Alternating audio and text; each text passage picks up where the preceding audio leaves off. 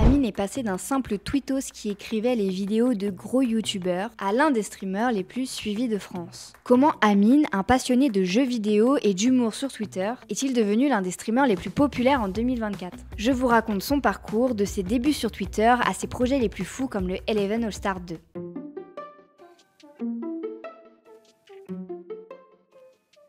Aujourd'hui, j'avais envie de vous parler d'Amine Mathieu pour la simple et bonne raison que je me suis toujours demandé d'où il sortait. Et je suis sûre que vous aussi, vous vous êtes déjà posé cette question. Comment est-ce qu'il est passé d'un inconnu à l'un des streamers les plus suivis de France ? Car en 2024, c'est le titre qui lui revient.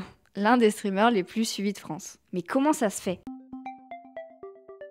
À l'origine, Amine Mathieu, de son vrai nom Mohamed Hamid Mahmoud, évolue dans le milieu de l'informatique après avoir obtenu sa licence d'études en informatique réseau. Il se fait connaître en 2012 sur Twitter en postant des tweets humoristiques sur la politique, le football ou encore le rap. Son pseudo, Amine Mathieu, fait référence à l'affaire criminelle Omar Mathieu. À cette époque, il est plus à l'aise en écrivant ses blagues sur Twitter qu'en montrant son visage. Il aime faire des blagues. Il a de bonnes punchlines et sa plume ne passe pas inaperçue. À partir de 2017, on peut voir le nom d'Amine apparaître sous les vidéos des youtubeurs Masquet et Le Rire Jaune, avec qui il a participé à l'écriture de scripts. Dans l'ombre, il évolue dans le secteur de la création de contenu, sans en faire son véritable métier. Puis à force, il a lui aussi tenté de se lancer sur YouTube. Il fait ses premiers pas en tant qu'invité pour de gros concepts de l'époque comme le Red Bull Rap Jeu, avec Mister V, Freddy Gladieux et Masquet en 2019. On le surnomme alors le chef de Twitter, mais ce n'est pas à ce moment-là que sa notoriété décolle, parce qu'on voit bien que sur cette vidéo, Amine n'est pas très à l'aise, il est plutôt en retrait, pas encore habitué à parler devant une caméra. Mais ce type d'apparition l'aide à se faire connaître au-delà de Twitter.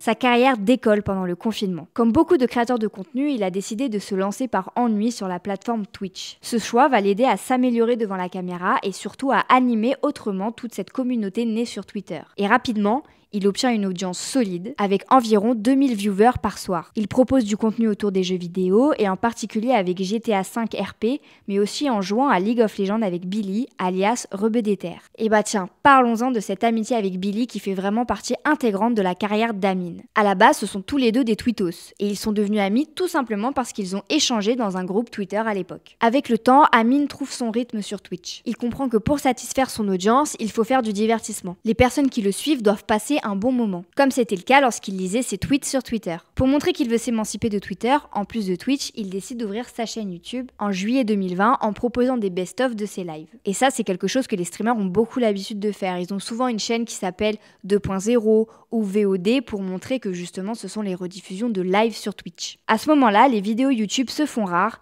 contrairement à ses lives sur Twitch qui ont lieu presque tous les soirs. Sa notoriété et son aisance face à la caméra le font se faire remarquer par d'autres créateurs de contenu qui ont envie de faire des vidéos avec lui. On le voit de plus en plus souvent avec Billy, Kameto ou encore Inoxtag faire des lives sur Twitch ou sur YouTube. Il organise le tribunal des bannis pour juger les utilisateurs bannis de sa chaîne ou encore des sessions de jeux vidéo. En septembre 2021, Amine publie son premier stream IRL dans la vraie vie. Il est toujours accompagné de Billy et ensemble ils font de l'urbex dans une forêt. Et ce live connaît un grand succès pour l'époque parce qu'ils réussissent à obtenir un pic avec plus de 44 000 viewers et c'est vraiment énorme. Autant vous dire que le live n'a aucun sens. Le lendemain, la rediffusion est publiée sur YouTube et la vidéo cumule aujourd'hui plus de 2 millions de vues. On voit bien qu'Amine est de plus en plus à l'aise dans ses vidéos et ça, l'audience, elle le ressent aussi. Puisque dans les commentaires, ils sont unanimes, c'est le meilleur live de l'année, voire de leur vie. En seulement un an, il réussit à se créer une communauté très puissante. Il est certainement galvanisé par toute cette popularité grandissante et il veut proposer à ses abonnés toujours plus de divertissement.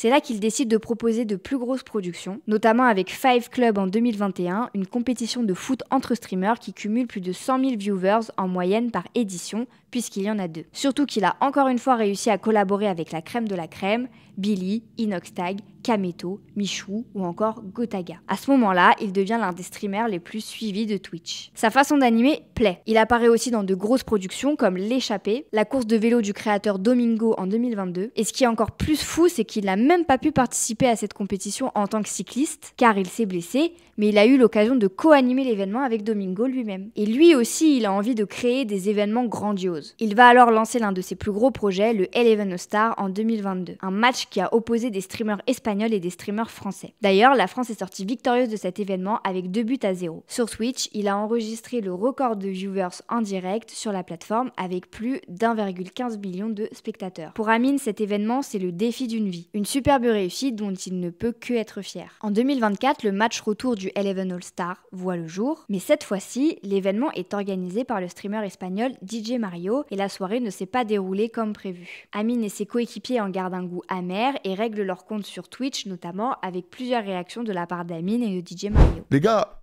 ce mec-là, c'est pas une bonne personne, je vais vous le dire, c'est pas une bonne personne. Moi, je ferais plus rien avec ce mec déjà. On nous a manqué de respect, il y a eu du racisme, on n'a pas été défendu par le créateur de l'événement, il y aura pas de troisième match. Amine a très bien compris dès le début que le divertissement, c'est la clé sur les réseaux sociaux. Les gens doivent passer un bon moment tout en regardant du contenu. De ses débuts sur Twitter à l'organisation de grands événements comme le Eleven All-Star, Amine a toujours mis au centre de ses projets cette notion de divertissement. Et sa communauté le lui rend bien puisqu'elle est présente à chaque fois. Son ascension fulgurante et ses projets de plus en plus ambitieux ne cessent de prouver qu'il fait désormais partie des figures incontournables du streaming français. Il cumule aujourd'hui plus de 9 millions d'abonnés sur toutes les plateformes confondues. Merci d'avoir regardé cette vidéo, vous étiez dans un épisode de Tekitoi, notre série de décembre, où tous les jours on vous propose de découvrir ou de redécouvrir le portrait d'un créateur ou d'une créatrice de contenu sur les réseaux sociaux. Si vous êtes encore là, n'oubliez pas de vous abonner, de liker cette vidéo, de laisser un commentaire et de la partager pour que le plus grand nombre de personnes puissent la voir parce que nous ça nous permet de développer la chaîne et de vous proposer ce type de contenu plus régulièrement. J'espère que cette vidéo vous a plu et je vous dis à très vite pour de nouvelles vidéos.